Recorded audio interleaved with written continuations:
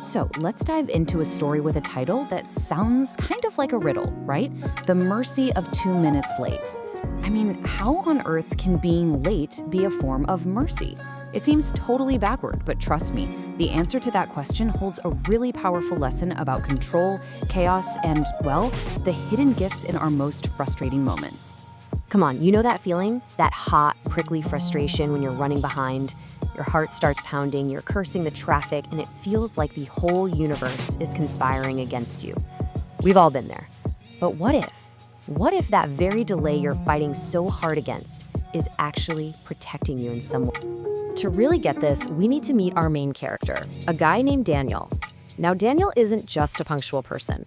His entire life is a masterpiece of precision. Seriously, think of him less as a man and more like a perfectly calibrated Swiss watch. I mean, just look at his morning routine.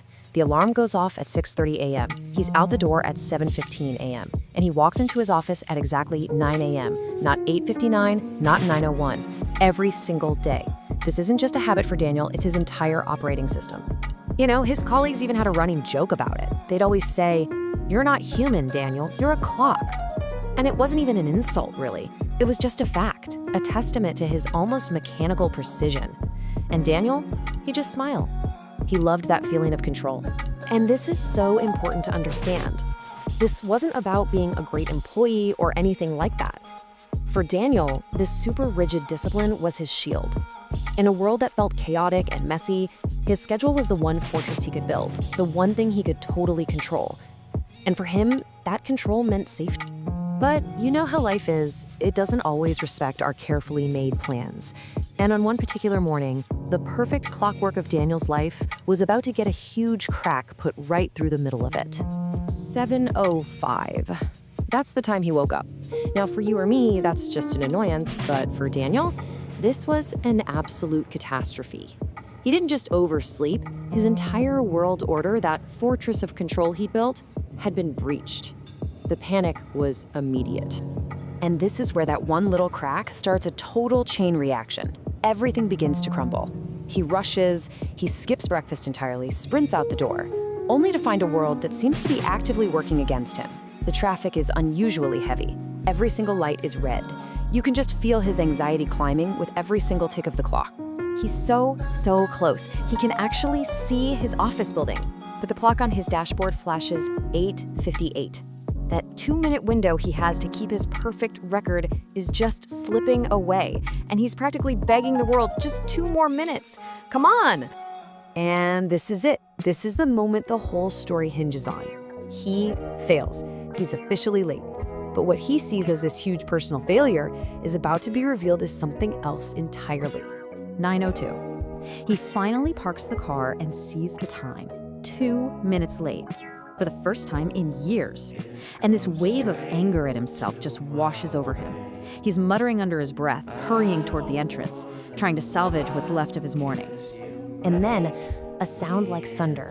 An absolutely massive glass panel from the top of the building detaches and just smashes onto the entrance gate, exactly where he would have been standing. People are screaming. There's dust everywhere.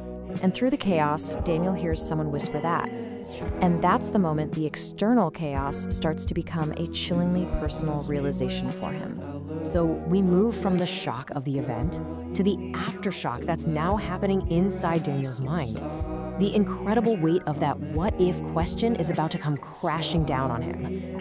This is the question that just freezes him in his tracks. If his morning had gone according to his perfect plan, if he had been the perfect clockwork man he always was, where would he have been at 9 a.m. sharp? Exactly. There. Right under the falling glass. The one thing he had built his entire life around, his perfect punctuality, his source of safety and control, would have been the very thing that killed him. And his body understands it before his brain can even catch up. He's just frozen.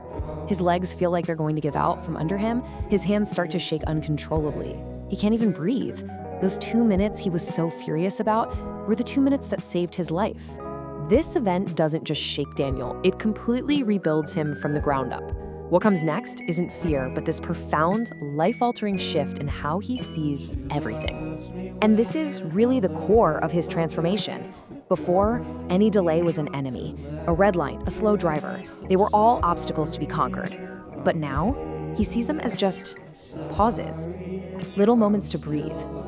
The anger is totally gone, and it's been replaced by this strange sense of calm. So let's go back to that title for a second.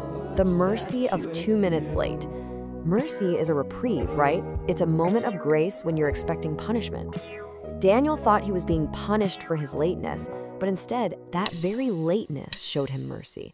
It was a reprieve from a fate he never, ever saw coming. This is the powerful conclusion he writes in his diary a few weeks later. And wow, does it just perfectly sum up the entire lesson. The very things we curse and fight against might just be the universe's way of protecting us. And the story ends a few months later. He's at the office entrance again, and everything looks normal. Checks his watch, 9:02 a.m.